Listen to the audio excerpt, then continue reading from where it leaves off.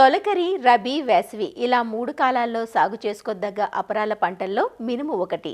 మినుమును ఉభయ తెలుగు రాష్ట్రాల్లోనూ సాగు చేస్తూ ఉంటారు. మార్కెట్లో పెరుగుతున్న డిమాండ్తో ఏటికేటికి మినుము సాగు విస్తీర్ణం పెరుగుతూ వస్తోంది. పైరు ప్రస్తుతం పూత, పిందె దశలో ఉంది. రాత్రిపూట చలి, పగలేమో వేడి వాతావరణం నెలకొన్న ప్రస్తుత పరిస్థితుల్లో రసం పీల్చు పురుగులు, మరుగ మచ్చల పురుగు బెడద ఎక్కువగా ఉంటుంది.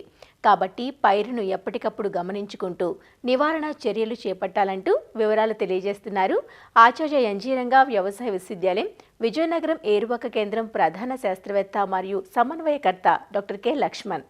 ఆంధ్రప్రదేశ్లో ఒక 9 లక్షల ఎకరాల వరకు కూడా ఈ అపరాలని మన రాష్ట్రంలో సాగు చేయడం జరుగుతుంది. అపరాల్లో ప్రధానంగా మినుము ప్రధానమైనటువంటి పంట. ప్రత్యేకంగా ఉత్తర కోస్తా జిల్లాల్లో సస్యరక్షణ చర్యలు అవలంబించడం అనేది చాలా వరకు తక్కువగా మనం గమనించడం జరుగుతుంది. తొలి దశలో అయితే రసం పీల్చే పురుగులు, అదేవిధంగా తరువాతి దశల్లో అయితే ఈ యొక్క మరుక మచ్చల పురుగు ఆశించడం జరుగుతుంది. ఈ తొలి దశలో ఈ యొక్క రసం పీల్చే పురుగులు ఆశించినప్పుడు కానీ, చిత్త పురుగులు ఆశించినప్పుడు కానీ, 2 ఆకుల దశలో ఈ ఆకులని రంధ్రాలు చేసి తినివేయడం ద్వారా ఈ యొక్క చిత్త పురుగులు నష్టం కలిగిస్తే, ఈ యొక్క ఆకులను గోకు తినివేయడం వలన ఈ యొక్క రసం పీల్చే పురుగులు నష్టాన్ని కలుగజేస్తాయి. రసాన్ని పీల్చడం ద్వారా పంట విత్తినటువంటి తొలి 15 నుంచి 20 రోజుల సమయంలో క్రిమి సంహారక మందులైన ఇస్ఫేట్ 1 గ్రామ్ లీటర్ నీటికి కానీ, క్లోరిఫైరిఫాస్ 2.5 మిల్లీ లీటర్లు 1 లీటర్ నీటికి చెప్పిన కానీ కలిపి పిచికారి చేసుకోవాలి. పంట పూత దశకి ప్రారంభమైన నుంచి కూడా ఈ యొక్క మరుక మచ్చల పురుగు అనేది ఒక ప్రధానమైనటువంటి సమస్యగా మనం మధ్యకాలంలో గుర్తించడం జరుగుతుంది. పూతని, అదేవిధంగా అప్పుడే వచ్చినటువంటి చిన్న చిన్న పిందుని కూడా ఒక గూడ్లుగా చేసి వాటి మధ్యలో ఈ యొక్క మరుక మచ్చల పురుగు ఉండి పూతని, అదేవిధంగా పిందెలను కూడా తినివేయడం ద్వారా మన పంటకు పూర్తిగా నష్టాన్ని కలుగజేస్తుంది. కాబట్టి ఈ యొక్క పురుగుని మనం ఉధృతిని తొలి దశలో, ఈ పూత దశలో కానీ గమనించుకొని సస్యరక్షణ చర్యలు ఆ దశ నుంచే మనం చేపట్టవలసిన అవసరం ఉంటుంది. పూత దశలో అయితే ఈ యొక్క వేప నూనె 5 మిల్లీ లీటర్లు 1 లీటర్ నీటికి చొప్పున కానీ, వేప గింజల కషాయాన్ని కానీ మనం ఒకసారి పిచికారి చేసుకున్నట్లయితే ఈ పురుగు ఏంటంటే గుడ్లు పెట్టకుండా కొంతవరకు నిరోధించేటటువంటి అవకాశం ఉంటుంది.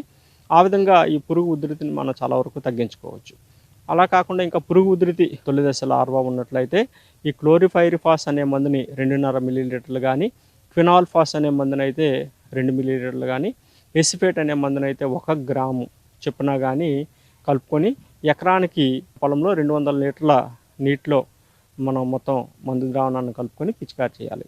తరువాత దశలో ఇంకా 45-50 రోజులు దాటిన తర్వాత అయితే పురుగు ఉధృతి అనేది చాలా వరకు పెరిగేటటువంటి అవకాశం ఉంటుంది. కాబట్టి ఆ దశలో మనం యొక్క ఉధృతిని గమనించుకొని ఇమామెక్టిన్ బెంజియేట్ అనే మందునైతే 0.4 గ్రాములు, అదేవిధంగా ఏదైతే స్పైనోసాడ్ అనే మందు అయితే 0.3 మిల్లీ లీటర్లు, అదేవిధంగా క్లోరాంటినిల్ప్రోల్ అనే మందు అయితే 0.3 మిల్లీ లీటర్లు నీటిలో కలుపుకొని మనం ఈ యొక్క మందు ద్రావణాన్ని సమాంతరంగా పిచికారి చేసుకున్నట్లయితే ఈ యొక్క పురుగు ఉధృతిని చాలా వరకు మనం తగ్గించుకోవచ్చు.